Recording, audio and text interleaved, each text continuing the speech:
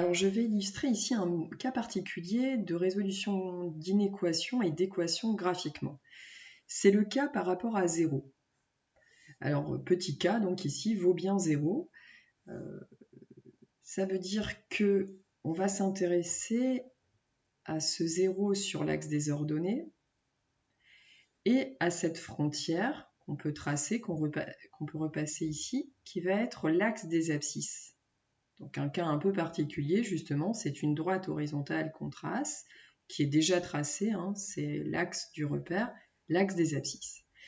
Et on va chercher à résoudre f de x inférieur à 0, f de x supérieur à 0 et f de x égale à 0. Alors si on reprend la première, f de x strictement inférieur à 0. Cela va revenir à chercher les abscisses des points qui sont situés sur la courbe et en dessous de la droite qu'on vient de repasser, c'est-à-dire l'axe des abscisses. Alors si on regarde sur notre dessin, on a cette partie-là qui se situe sous l'axe des abscisses et qui est une partie de la courbe. Donc, je vais la repasser ici en couleur.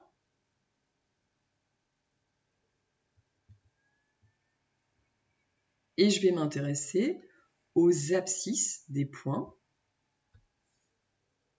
Et donc si on regarde, les abscisses ici des points correspondants se situent entre deux valeurs qui sont approximativement moins 0,4 et 2,5. Donc ces deux valeurs. Alors maintenant, est-ce qu'on a le droit de prendre dans nos solutions moins 0,4 et 2,5? On doit être strictement inférieur à 0. f de x doit être strictement inférieur à 0.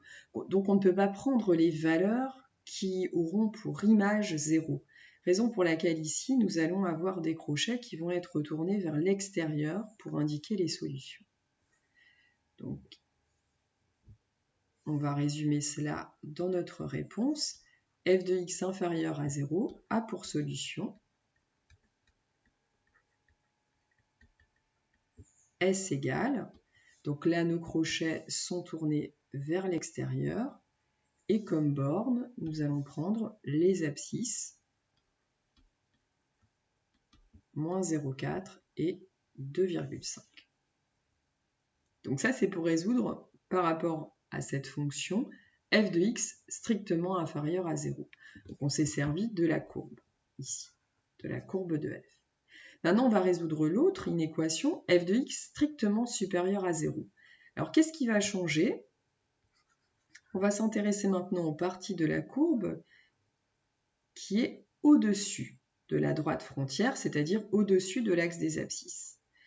Alors, au-dessus de l'axe des abscisses, cela veut dire, déjà, je repasse mon axe des abscisses et j'ai des parties de courbe qui sont bien au-dessus de l'axe des abscisses. J'en ai deux.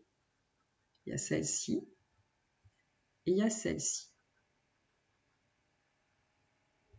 Alors mes valeurs frontières sont toujours importantes, c'est-à-dire moins 0,4 et 2,5, c'est-à-dire les endroits où la courbe coupe l'axe des abscisses. Et maintenant, je vais m'intéresser aux abscisses des points qui sont coloriés en vert. Donc, abscisse des points qui se trouvent ici et abscisse des points qui se trouvent là. Et cela, je vais le mettre sur l'axe des abscisses. Donc, pour la première partie, on s'arrête là. Pour la seconde partie, on commence ici et on s'arrête pas. Donc, le plus à gauche, on est à moins l'infini. Le plus à droite, à plus l'infini. Est-ce que maintenant, nous allons prendre moins 0,4 et 2,5? Eh bien, on nous demande de résoudre f de x strictement supérieur à 0. Alors, f de x strictement supérieur à 0, ça veut dire qu'on ne peut pas prendre moins 0,4 et 2,5 qui annulent la fonction. Donc, on va devoir exclure ces valeurs de nos solutions. Et ça va nous permettre de répondre à la question f de x est strictement positif, a pour solution S égale. Donc, du côté de moins l'infini, mon crochet est toujours ouvert. Du côté de moins 0,4, eh bien, il sera ouvert ou fermé, mais ça dépend de l'inéquation que j'ai à résoudre. Donc ici, il est ouvert. Puisque j'ai deux intervalles solutions, je les réunis. Du côté de 2,5, c'est aussi ouvert. Et du côté de plus l'infini, c'est ouvert par définition. Dernière étape maintenant, résoudre graphiquement f de x égale à 0. Alors f de x égale à 0, cela va revenir à chercher les points d'intersection avec l'axe des abscisses. Donc là, c'est différent de l'inéquation. Ça veut dire que je vais aller placer le 0 comme je l'ai fait tout à l'heure, tracer cette droite qui est l'axe des abscisses et observer quand est-ce que la courbe coupe l'axe des abscisses. Donc, on a deux points ici. On va s'intéresser maintenant aux abscisses de ces points qui sont moins 0,4 et 2,5, c'est ce qu'on a noté tout à l'heure. Et ce seront ces valeurs qui vont être mes solutions d'équation. Donc f de x égale à 0 a pour solution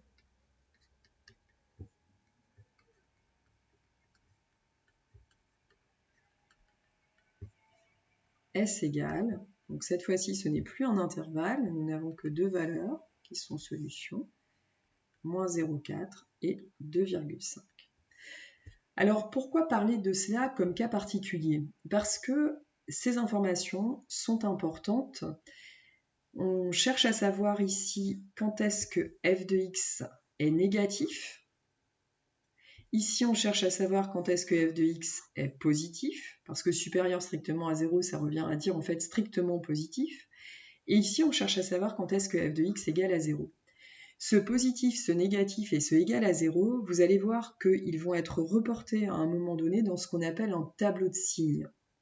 Donc vous allez rencontrer différents tableaux en seconde, le tableau de valeur que vous avez déjà vu, vous allez rencontrer bientôt le tableau de variation, et vous allez également rencontrer le tableau de signes. Eh bien, le tableau de signes, vous allez pouvoir le remplir en cherchant les solutions d'inéquation et d'équation. Donc, voilà pourquoi on fait un petit zoom sur ce cas particulier de inéquation inférieure à 0 strictement, supérieure à 0 strictement et égale à 0. Et cette vidéo est terminée. Merci de l'avoir suivie.